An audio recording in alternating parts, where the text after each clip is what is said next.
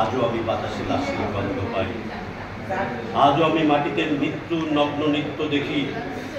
ধর্ষিতার কাতর চিৎকার শুনি আমি তন্দ্রার ভিতরে। এ দেশ কি ভুলে গেছে সেই দুঃস্বপ্নের রাত, সেই রক্তাক্ত বাতাসে লাশে গন্ধে মাটিতে লেগে আছে রক্তের দাগ। এই রক্ত মাখা মাটির ললাট ছুঁয়ে একদিন যারা বুক বেঁধেছিল, জীর্ণ জীবনের খুঁজে তারা খুঁজে নেয় নিষিদ্ধ আধার। আজ তারা আলোহীন খাঁচা ভালোবেসে জেগে থাকে রাত্রির গুহায়। এজন্য নষ্ট জন্মের লজ্জায় আড়ষ্ট কুমারী জননী স্বাধীনতা। একই তবে নষ্ট জন্ম, একই তবে পিতাহীন জননীর লজ্জার ফসল। জাতির পতাকা খামছে ধরেছে সেই পুরনো শকুন, জাতির পতাকা খামছে ধরেছে সেই পুরনো শকুন। বাতাসে লাশের গন্ধ বাসে, নিয়ন আলোয় তরুণ তীর দেখে ধরে মাংসের তুফান, মাটিতে রক্তের দাগ। চালের গুদামে তবু জমা হয় অনাহারী মানুষের হাড়। চোখে ঘুম আসে না, আমার ঘুম আসে না। সারা রাত আমি ঘুমোতে পারি না। বাতাস লাশের গন্ধ, তন্দ্রার ভিতরে আমি ধর্ষিতার করুণ চিৎকার শুনি। নদীর পানির মতো ভেসে থাকা মানুষের পচা লাশ, মুন্ডহীন বালিকার পুকুরে খাওয়া বিভৎস শরীর ভেসে আসে চোখের ভিতরে। আমি ঘুমোতে পারি না, আমি ঘুমোতে পারি না, আমি ঘুমোতে পারি না। রক্তের কাপড়ে মোড়া পুকুরে খেয়েছে যারে, শকুনে খেয়েছে যারে। সে আমার ভাই, সে আমার মা, সে আমার প্রিয়তম পিতা। স্বাধীনতা সে আমার স্বজন হারিয়ে পাওয়া একমাত্র স্বজন।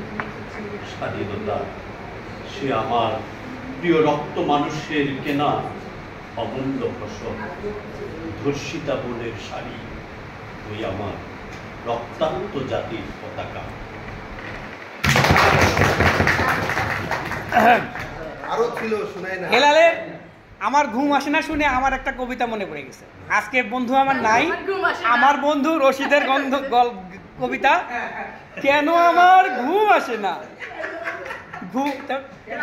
রাত আসে তো দিন আসে না, দিন আসে তো রাত আসে, দিন কাটে তো রাত কাটে না, কেন আমার ঘুম আসে না। সর্বশেষ নীতিশ, আজকে পুরো প্রোগ্রামে কিন্তু নীতিশ চুপচাপ ছিল। আজকে এই জন্য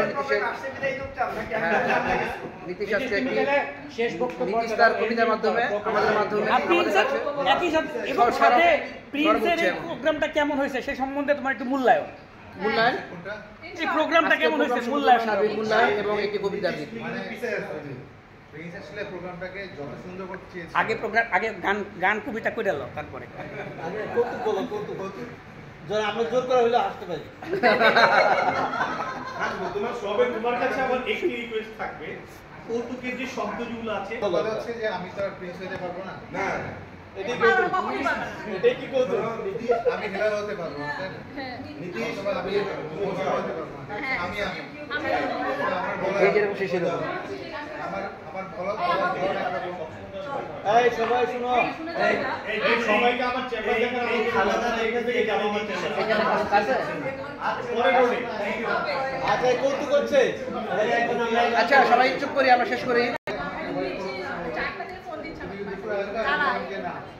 চুপ চুপ।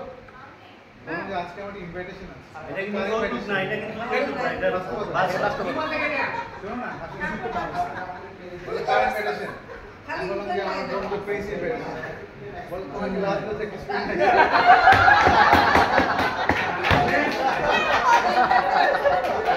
এই সবচেয়ে বড় ব্যাপার কি জানেন? নীতি সবচেয়ে বড় কৌতুক আছে যে মানে গল্প বানানোর যে একটা অসম্ভব ক্ষমতা, জাস্ট শুরুতে, আজকে শুরুতে যখন বলছি দোস্ত আসছিস, খুব খুশি হয়েছি।